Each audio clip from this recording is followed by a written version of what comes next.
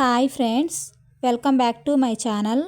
ఈరోజు వీడియోలో ఒక tasty and healthy dry fruits లడ్డూని ఎలా తయారు చేసుకోవాలో చూపించబోతున్నాను. ఈ లడ్డూలు తయారు చేసుకోవటానికి ఎలాంటి బెల్లము ఇంకా పంచదార వాడకుండా హెల్దీగా ఈ లడ్డూని ఎలా తయారు చేసుకోవాలో చూసేద్దాం. ఇలా లడ్డూలు తయారు చేసుకొని పిల్లల నుండి పెద్దవాళ్ళ వరకు రోజు ఒకటి తిన్నారంటే ఆరోగ్యానికి చాలా మంచిది. ఈ హెల్దీ డ్రై ఫ్రూట్స్ లడ్డూని తయారు చేసుకోవటానికి ఫస్ట్ డ్రై ఫ్రూట్స్ని తీసుకోవాలండి. నేనైతే 1 కప్పు జీడిపప్పు, 1 కప్పు బాదం పప్పు తీసుకున్నాను. 1/2 కప్పు వరకు పిస్తా పప్పును తీసుకున్నానండి. 1/2 కప్పు వరకు కిస్మిస్ని తీసుకున్నాను. డ్రై ఫ్రూట్స్ అనేవి క్వాంటిటీ మీ ఇష్టం అండి, ఎంత కావాలంటే అంత తీసుకొని చేసుకోవచ్చు.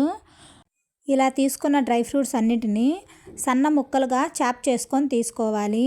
జీడిపప్పు ఇంకా బాదం పప్పుని ఒక 2-3 ముక్కలుగా కట్ చేసుకున్నానండి. పిస్తా ఇంకా కిస్మిస్ని మధ్యలోకి కట్ చేసుకొని తీసుకున్నాను. డ్రై ఫ్రూట్స్ అన్నింటినీ ఇలా కట్ చేసుకొని రెడీగా పక్కన పెట్టుకొని స్టవ్ మీద కడాయి పెట్టుకోవాలి.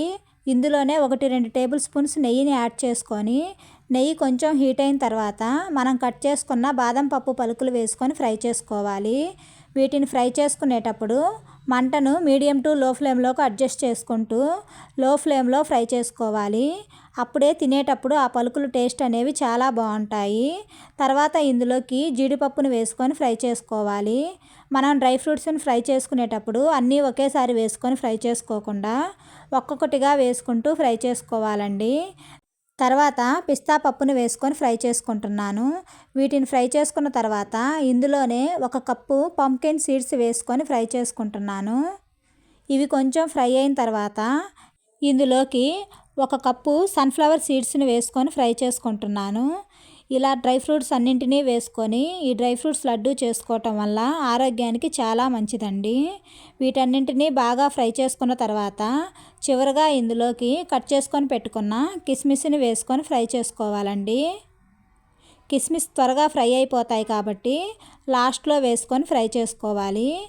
ఇవి కొంచెం ఫ్రై అయిన తర్వాత ఇందులోనే 1/4 కప్పు వరకు నువ్వులు వేసుకొని ఫ్రై చేసుకోవాలి. నువ్వుల్లో కాల్షియం ఎక్కువగా ఉంటుంది కాబట్టి నువ్వులు వేసుకొని ఇలా డ్రై ఫ్రూట్స్ లడ్డూ చేసుకోవటం వల్ల ఆరోగ్యానికి చాలా మంచిది. నువ్వులు కొంచెం చిటపటలాడేంత వరకు ఫ్రై చేసుకొని తర్వాత వీటన్నింటినీ ఒక ప్లేట్లోకి తీసుకొని కొంచెం చల్లారనివ్వాలి. ఫ్రై చేసుకొని పెట్టుకున్న ఈ డ్రై ఫ్రూట్స్ పలుకులు కొంచెం చల్లారేసరికి ఈ లడ్డూల కోసం స్వీట్ని రెడీ చేసుకోవాలి. మనం ఎలాంటి బెల్లం పంచదార వాడటం లేదు కాబట్టి ఇలా ఖర్జూరాలతోనే ఈ లడ్డూను తయారు చేసుకోవాలి. నేను తీసుకున్న డ్రై ఫ్రూట్స్ క్వాంటిటీకి తగ్గట్టుగా 1/2 కిలో వరకు ఖర్జూరాలను తీసుకున్నానండి. 500 గ్రామ్స్ ఖర్జూరాలను తీసుకొని అందులో విత్తనాలన్నీ తీసేసుకొని ఇలా ఒక మిక్సీ జార్లో వేసుకొని మెత్తని పేస్ట్ లాగా మిక్సీ పట్టుకోవాలి. ఇలా ఖర్జూరాలను మిక్సీ పట్టుకున్న తర్వాత ఈ మిశ్రమాన్ని అంతటిని కొంచెం ఫ్రై చేసుకోవాలి. దీనికోసం స్టవ్ మీద డ్రై ఫ్రూట్స్ వేయించుకున్న కడాయిని పెట్టుకొని అందులోనే 1-2 టేబుల్ స్పూన్స్ నెయ్యి వేసుకోవాలి. నెయ్యి కొంచెం హీట్ అయిన తర్వాత ఈ ఖర్జూరాల పేస్ట్ని వేసుకొని ఒక 4-5 నిమిషాల పాటు మంటను మీడియం ఫ్లేమ్లో ఉంచుకొని ఇలా కొంచెం కలుపుకుంటూ ఫ్రై చేసుకున్నామంటే ఈ పేస్ట్ అనేది మెల్ట్ అయిపోయి స్మూత్గా రెడీ అవుతుంది.